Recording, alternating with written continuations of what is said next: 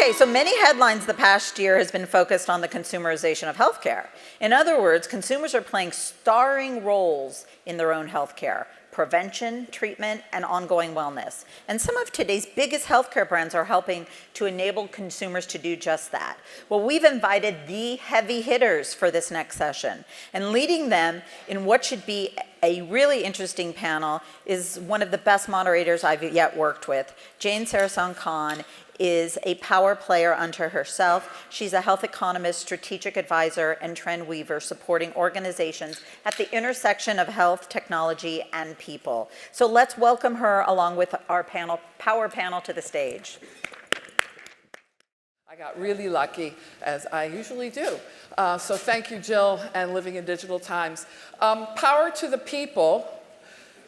I write a lot about healthcare consumerization as a health economist, and I'm very much an advocate for healthcare consumers, even though lots of people like Paul Krugman in the New York Times doesn't believe there are healthcare consumers. And I love Paul, but I do believe we are all healthcare consumers.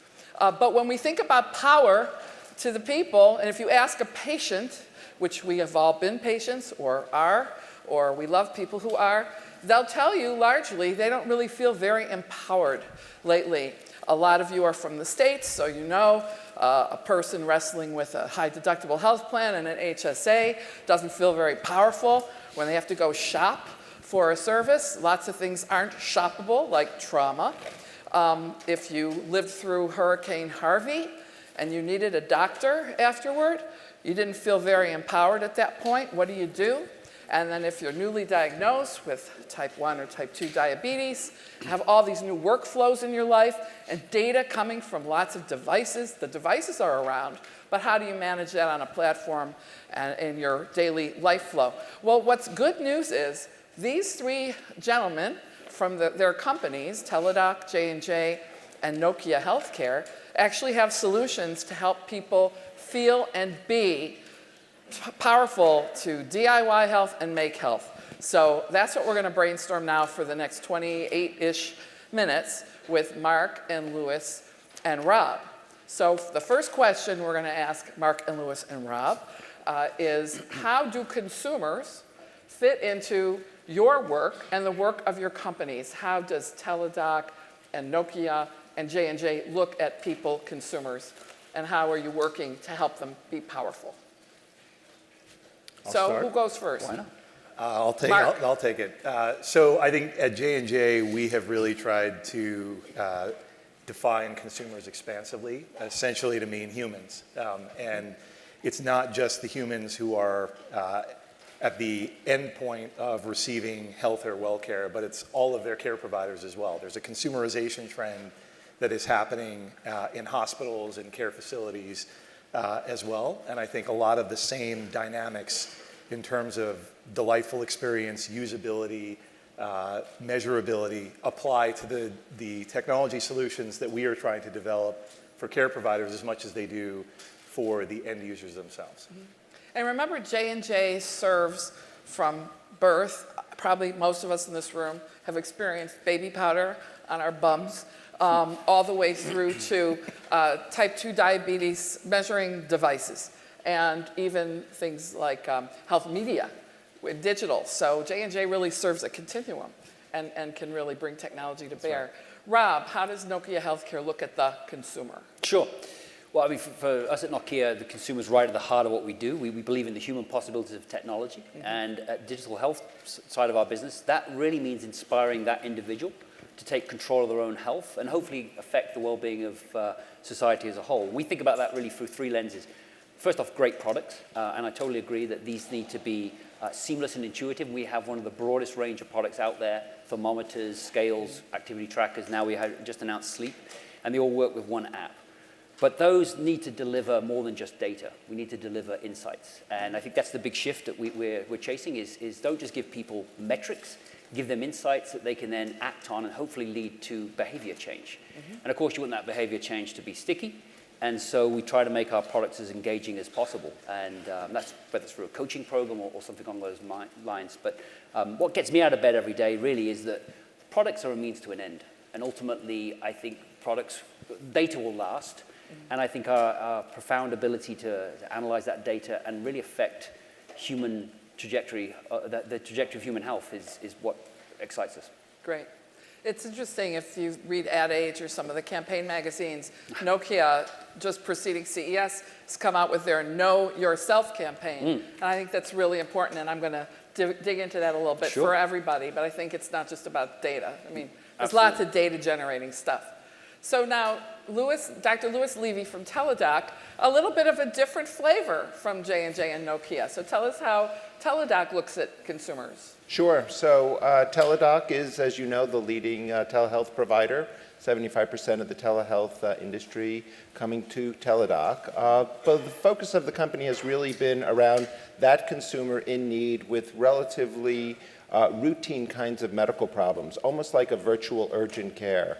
But with the acquisition of Best Doctors, the company that I was chief medical officer on, this year, TellaDoc has really expanded their vision of virtual health so that both on the medical delivery side as well as on the digital side, we are empowering consumers, whether it is because you've got that East Coast bug or because you have a family member that has recently been diagnosed with a lymphoma and you want to make sure that they're getting the right care.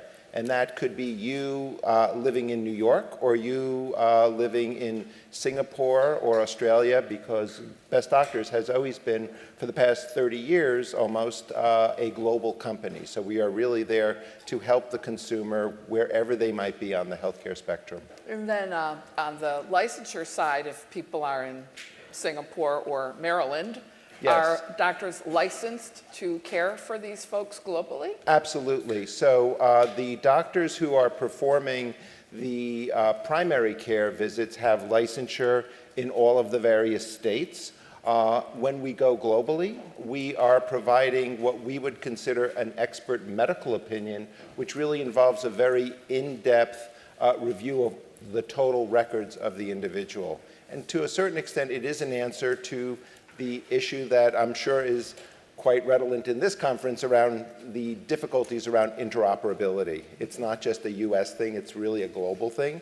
And one service that we provide is really bringing all of those records together so that individuals can get that in-depth review. That's great. And so let's go there now, because data everywhere and not a drop to drink or no.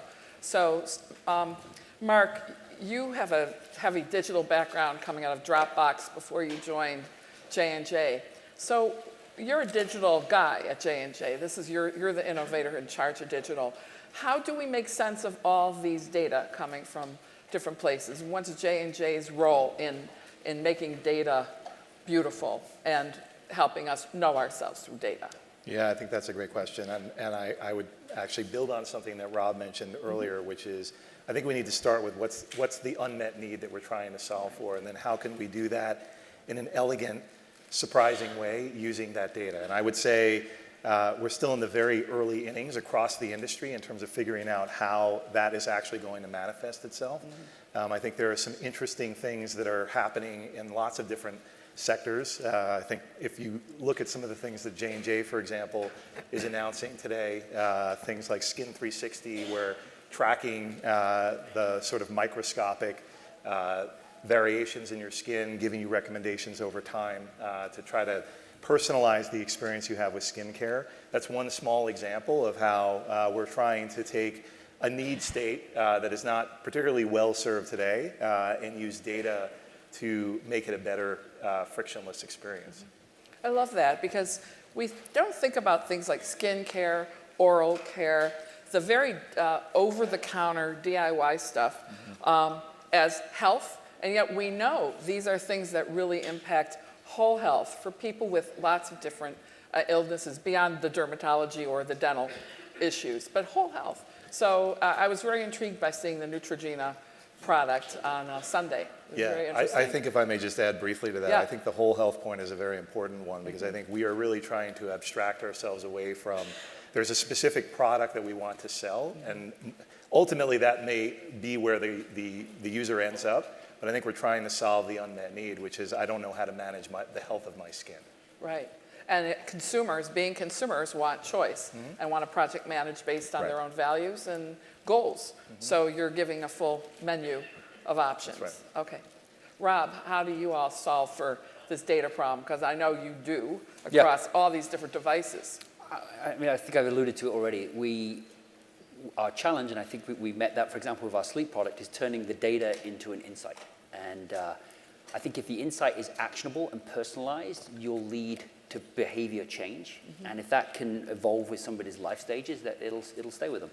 We announced this week our new Nokia Sleep, which is essentially a mattress, a pad that sits under the mattress, and it gives 6 pieces of data. It gives you depth of sleep, duration of sleep, et cetera, but we bring that up into a score out of 100. So for a user, they can click through and get pertinent, detailed data if they want, but what you really get on top is, did you have a good night's sleep? 75 out of 100, people know that's okay. 80 out of 100 is better. 30 out of 100, many of you may have had a 30 out of 100 night last night, not so good. But the other thing we do is we have a coaching program. And so what we try to do is hold the hand of our customers. And for example, we have a program called Sleep Smarter, which will help somebody over 8 weeks develop better sleeping habits. And so we're fixated on getting beyond data to insights and making sure they're actionable. It's a really important point from both Mark and Rob in that it's not just a data. They're not just data points that show you what you're tracking. We're starting to get into coaching, advice, and helping people solve the problem, which is really product wrapped around with service. And I think that's the trend that we're starting to see at CES, which is really exciting for healthcare and health. Louis, data. Sure. So I'd like to talk a little bit about 2 ends of the spectrum in terms of medical complexity. We at TellaDoc, we use a lot of data from social media and other sources in terms of all of our engagement campaigns. So very proud of the work that we've done both in terms of Hurricane Harvey as well as Irma, where we delivered free services in both Texas and in Florida, using a lot of data that just to enable individuals to know that these services were available through our company for free. On the other end of the spectrum, very proud of our partnership that we've developed over the past few years with Watson Health. So we've been on a journey with Watson Health through their cognitive computing solutions, Watson for Oncology, Watson for Genomics, and importantly, clinical trials matching. We're able to get enormous amounts of data, and in addition to having those types of cases reviewed by top experts, we're also getting very meaningful outputs from Watson Health that can then be contextualized by a top expert to see, do these recommendations really make sense for the individual? So we're using data really throughout all of our services, but importantly, it really is the analysis, and as you mentioned, wrapping the services around it as well. Right. And how exciting to see AI coming to consumer-facing health. Absolutely. So it's not, yes, the oncologist, but how does it translate to me? Because my healthcare is what I'm interested in, and this is what consumers say. So it's neat that not just Watson on Jeopardy, but Watson coming to people's personal health care. Absolutely. That's where I want to see it go, for sure. So, Mark, you mentioned behavior change, so did Rob. So the data can help inform the coaching. The coaching happens. How do we get that stickiness? What's the secret in the sauce that the 3 of you have learned about? And for TellaDoc, it's a different workflow we'll talk about in terms of stickiness and behavior change. But Mark, what are the things you're learning? Because nobody has solved this yet. Right. So tell us your early learnings. Well, I think one of the learnings is that there's a lot of iteration involved in figuring out what people respond to. And it will vary by culture, by socioeconomic standing. So I think what we have found is we have to be iterative, we have to be nimble in the way that we test and learn and look at what the data is telling us in terms of are we seeing the sorts of behaviors that we would expect, and leave a lot of the biases that we might go into an experiment with on the table and actually look at what the data tells us is going on. I think it's very easy to assume that we're going to see a certain type of behavior change if we provoke or prompt someone to do something. Very often we'll see something completely unexpected. So I think it's all about experimentation. Is there a particular clinical area or consumer health area you've learned a lot about that you can share with us? I think it's a lot around wellness. So how do you keep people from getting sick in the first place, which is frankly a very disruptive concept for a company like J&J, Right. which has built a multi-$100-million enterprise around treating sick people. Right. So to approach the problem as how do we prevent them from ever getting sick in the first place is inherently cannibalistic to everything that we do. But we think, although there aren't nearly as obvious business models around that today, we think that's where we need to take human health, and that a bit like the sorts of technology environments that I'm accustomed to operating in, there's a leap of faith that if we can figure that out and do it well, then the monetization and the business model will follow from that. So we've been investing a lot in how do we keep people healthy, or how do we get them back to being healthy. Yeah, and I wouldn't be so worried about cannibalization, because I've been writing a lot about the home as the new medical home, where things will shift there. Philips will talk about that this week here. Samsung with its Internet of Things. So you're seeing the Internet of Health coming to home, and you clearly should be able to play a role in that, from the bathroom to the bedroom to the kitchen, et cetera. I'm sorry, I seem obsessed about bathrooms today, but there's a lot we could learn in that little room. Microbiome, et cetera. And go see the color booth as well. And they didn't pay me to say that, but they're going in that direction as well. Rob, behavior change, clearly important with your scale and your trackers and now sleep. So what are you learning? So, I mean, your question originally was about stickiness, and Yes. it's something that we obviously stress about. And I think for us, even though we're a full stack company, what we sell are devices, and it starts with those devices need to be easy to use, intuitive, and produce as little friction as possible in people's lives. You know, the half-life of many of these devices is weeks. They end up in the top drawer in the kitchen or the bathroom, and that's, after the effort we put in, that's the last place that we want to be. And so we look at things that matter, the unmet needs to users. So for example, our Steel HR device, 25-day battery life, fully waterproof. Amazing. You can go on a 3-week trip and not have to take a charging cable. And so we try to create products that work seamlessly in people's lives. Once they've got that and they're using it every day, then we take that data and we turn it into insights. One of the things we've observed is that helping them connect to a community encourages them to stay with their goals. And so we know a little bit of two or three things about connecting people at Nokia. I got 100,000 teammates who are sort of fixated on creating that technology to connect people. And so we find that by getting a user into a community, whether that's their family or their church or their town or their company, is really helpful. So we're also looking at that. But the other thing that we have to recognize is that life evolves. And so we focus on products that have utility that you may need in the future. A great example, back to the bathroom, is our bathroom scales. Yes. All of our scales, they'll weigh you and give you trends. But for example, if you become pregnant, you can switch to pregnancy mode in the app and start to track your pregnancy, again with a coach through our app, and then postpartum, you can weigh your baby. And so we try to create a reason for the product to evolve and stay with our end users. I love that. I have almost an antique Withings scale that my husband and I still use and love. Good. And it's been part of our home wellness. So I didn't need the pregnancy one, got it later. But it still is great. And so thank you for keeping the app growing. Absolutely. And stuff. No, I love pleasure. that. And the smart thing there is when you get to a new mom in healthcare, you can keep her for life if she loves you. Yes. And if she doesn't love you, she's gone.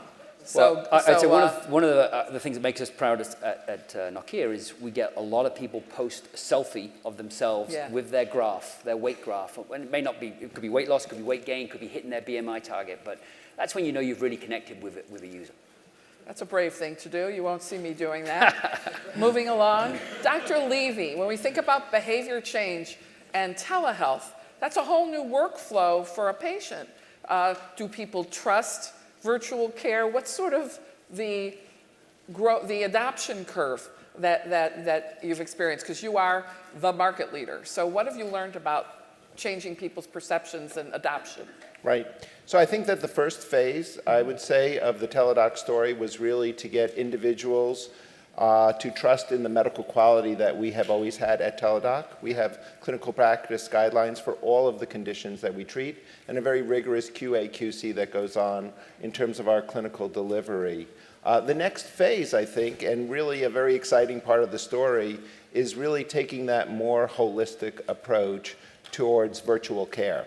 We've created now a virtual care platform where many individuals, such as folks that work for PepsiCo, that have access to legacy TellaDoc and legacy Best Doctors, they can now come into a combined app that really will direct them through smart guidance to, is this a problem, again, of the cold, or is this a problem needing this much more in-depth review? So I think a little bit of the journey that we're on right now is that when a person has a healthcare need, be that a recurrent infection, or be that a simple upper respiratory infection, that they're thinking about a virtual solution first.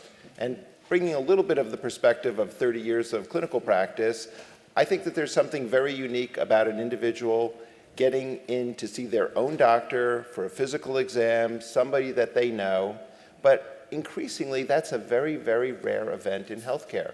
And then there's all the other episodes of care that really can very successfully be handled on a virtual platform. And I think that that really is the journey that we're on right now.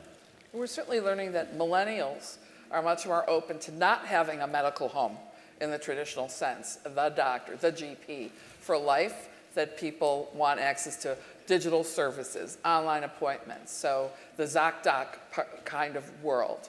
And so you, I think, are going to be an attractive option for a lot of people who are more flexible in their approach of project managing health, where they are people who travel a lot, who travel lightly and don't want that kind of a legacy. But I think ultimately the house of cards falls if the medical quality isn't there. So I think increasingly one can have all of the apps and the digital know-how, but people need to receive great care. And I think that that really is going to be the hallmark of any successful solution going forward, is that individuals trust, not based upon marketing, but based upon personal experience, that they were really helped in a substantive way by the company and by the solution. Trust is clearly a precursor for health engagement. I worked on the Edelman Health Barometer in 2008, and we learned the #1 facet that compels people to engage with one provider, one company, or another was trust, authenticity, and satisfaction. Absolutely. So I buy the trust. Yep. Quality, though, in the eye of a consumer, health consumer, can be different than in the eye of a physician. So what are your early learnings about how these new patients coming, whether they're PepsiCo employees or other, how are they defining quality in terms of the experience with you? Right. So we're very happy to say that we have exceptionally high satisfaction from a member standpoint. A lot of the quality domains are really twofold. Individuals trust and respect that convenience factor, very important in terms of the solution, but they also recognize that the individual who is reviewing their case or who is helping them out through a video call was really there for them and showed true compassion throughout that clinical encounter. So it's very important that both the technology, the digital aspects of the experience worked well, but also that the humanistic aspects of the interaction were there as well. The word compassion, interestingly enough, has shown up on my Twitter feed in this conference all week with respect to healthcare, and it's also showing up at the JP Morgan conference in San Francisco that's going on right now, talking about investing in healthcare. But compassion and the human element is really coming to play now, marrying that analog heart to digital, and it's a very exciting time for us to do that. So we have only 5 minutes left. So what, Mark, is your best advice for our friends about how to engage consumers and make a real difference in people's health? Well, I'll actually dovetail off of what Louis was just talking about, which is that I think we've probably all experienced the healthcare system, at least in the US, and relative to most other sectors of the economy today, it's a pretty medieval experience. And it goes beyond just the actual care itself, which may be top quality, but all of the pre and post care administrative and other aspects of it just feel like they're 100 years behind where the rest of the economy is. And so I think as leaders in the healthcare field, our mission is to try to learn and borrow from some of the successful work that has been done in financial services, in retail, in other areas, and apply those in healthcare to enhance the overall experience. Great. Rob? So I think the future is clear that consumers are ready to take control of their own health and the democratization of data. We're at a tipping point. I spoke already about the need to turn those into insights. I think what we all have a responsibility to do is to listen to the signals coming back from our customers. And that is making, for us, and I think for many of our friends in the industry, is making products that work well, high quality, are reliable, and then turn those into insights. And I think if we don't get that right, we run the risk of failure. And I think the potential benefit to the human health is too significant to get this wrong. That's great. Dr. Levy? I would say that a lot of it does revolve around respecting the patient and keeping the patient really at the center of the journey. And I think that if one shows respect both for that individual as an individual, as well as respect for that individual as a person that has many other things going on in their life, and to be able to craft solutions that really fit into that person's life and what they're going through, it makes all the sense in the world. And these problems are not just US problems. These really are global problems. I was in India recently and met a dermatologist who saw over 200 patients a day, and then had patients coming to their house saying, I couldn't get in to see you, what do you think this could be? So I mean, we talk about truncated office visits and not having enough time with a doctor. It's a global problem, not just a US one. So I think that these solutions really do have relevance around the planet. This issue of respect for the patient actually has a return on investment. There was research that came out of the Alterum Institute and Robert Wood Johnson that showed that for a panel of people managing type 2 diabetes, amongst patients who felt the clinician who was prescribing diabetes medications did not feel respected in that prescribing visit process, they were less adherent to the drug than patients who felt respect during the visit in which the drug was prescribed. Now, medication adherence, for those of you in the pharma industry, and I know there are many of you in the room, this is really fundamental and it makes sense, but there are data that show respect has an ROI. That's really important. So we're going to leave you with a mantra that came out of the JP Morgan meeting yesterday from my friend at Cascadia, Sherry Reynolds, some of you might know her, on Twitter, was in the session where Joe Biden was speaking passionately about how screwed up, pardon me, the US healthcare system is, medieval in Mark's word. Joe used his colorful language to describe it in other ways. I don't think he said medieval. But Sherry tweeted that patient engagement, which is what we're talking about here, activation, engagement. Patient engagement is an outcome of a culture and services that solve patients' and people's problems, not yours. So as we go onto the floor of CES and see all these shiny new things at Nokia's booth and Philips' booth and United and all these nice booths, we have to make sure, those of us in this industry, and that's you and us, that we are designing for real people, for people who shop at Walmart and Target and don't eat right and really mean to, really want to, but they need help from all of us. So we really are in this kumbaya kind of ecosystem now. I really believe that. We all need each other. We all have a piece of the puzzle to solve. So thank you for coming today. I really appreciate my panel. They were amazing. And thank you, Jill, for organizing this. Thank you.